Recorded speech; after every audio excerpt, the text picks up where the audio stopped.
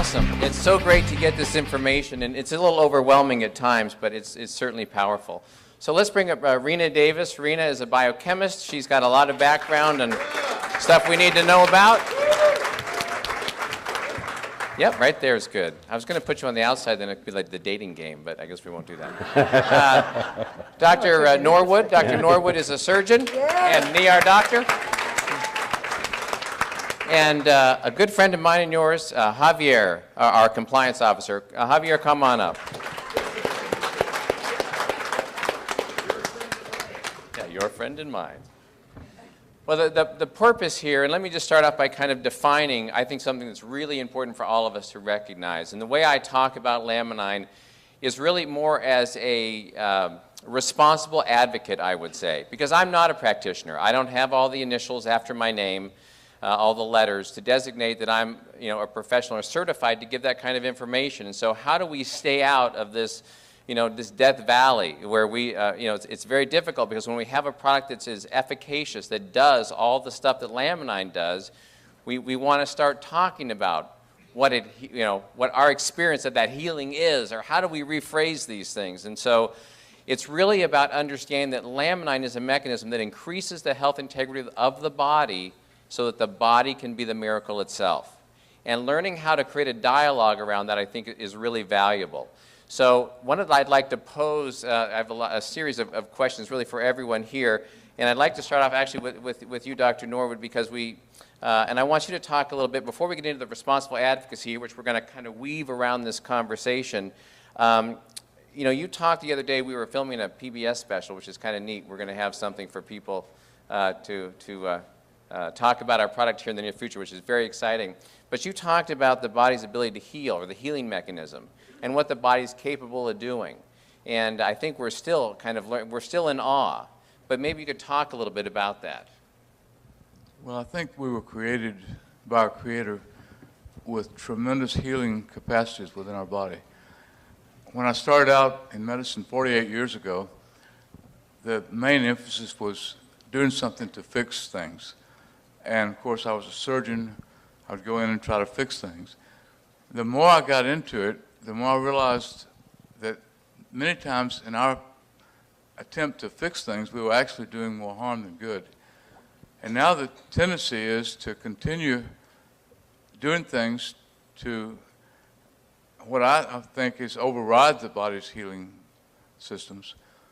And when we keep giving drugs, these drugs have the effect of actually dampening the healing process. And so I like to say that the healing process is kind of like letting your body take care of itself. I did some pilot training, and one of the things that we learned was when the plane is completely out of control and you're in a spin, you take your hands off all the controls.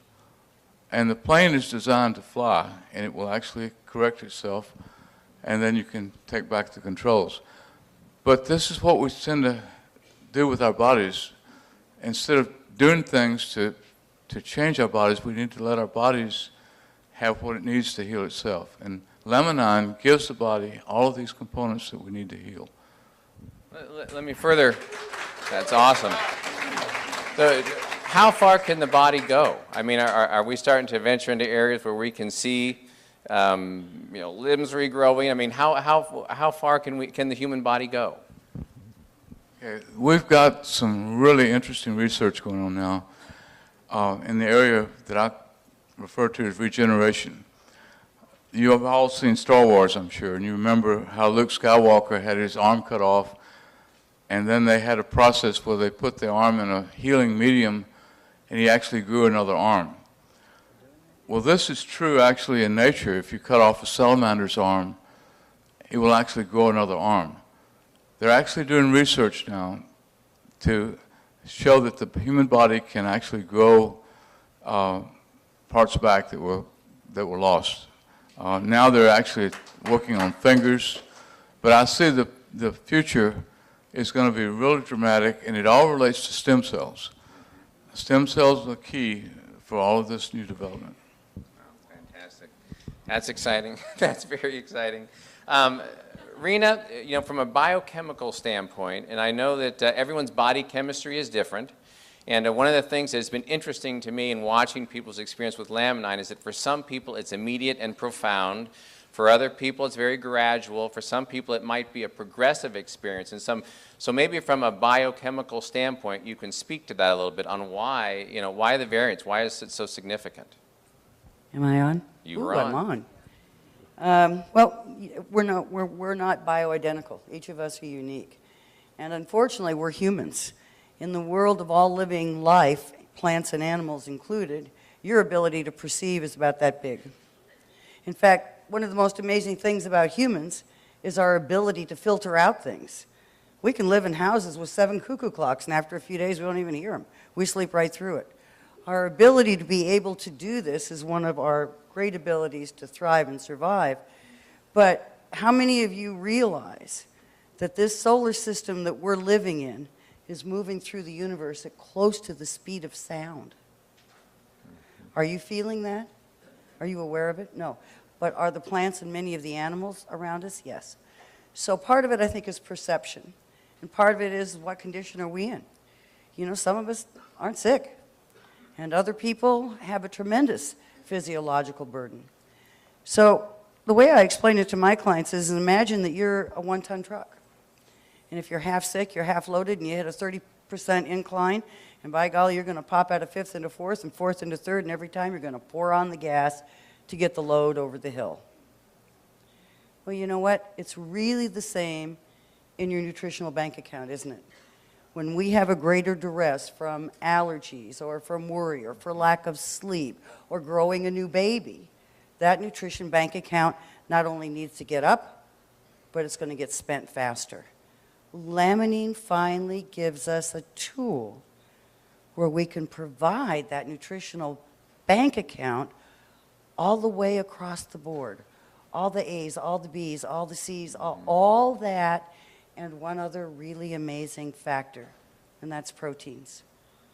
When I went to school and understood a protein, I knew that the day was going to come where modern science and healing, as a good doctor has just shared with you, is going to turn to these things called proteins. What's a stem cell? It's a protein. What's a hormone? It's a protein. What's a neurotransmitter? It's a protein. What's an enzyme? It's a protein. How does the body communicate with every other cell in the body? Proteins. In fact, we call proteins the building blocks of life because they are the only nutrients that hold information. In fact, it's how your immune system learns. Mothers know this, right? In our bodies, when we produce a baby, in the first 3 days of mother's milk, we have what? Colostrum. And colostrum is chains of proteins that hold that baby's genetic information with illness, as far back as the chain has not been broken. Our bodies can produce proteins that teach our immune cells who the bad guy is, who the good guy is, and how to get the job done. So we've arrived at a moment in time, and I think many of you know it. Raise your hands if you do. Don't you know that feeling that we have landed on something so valuable that's never been here before? And you're being given the opportunity to share it. I probably took too much time. Don't want to give me the mic too often. That's one thing about a scientist. They can be very long-winded because there's so much to tell. There's so much to tell. So here's a question for really the three of you, and that would be... Keep the mic, smart boy. That would be... But we know that this has had a great effect on the physical body.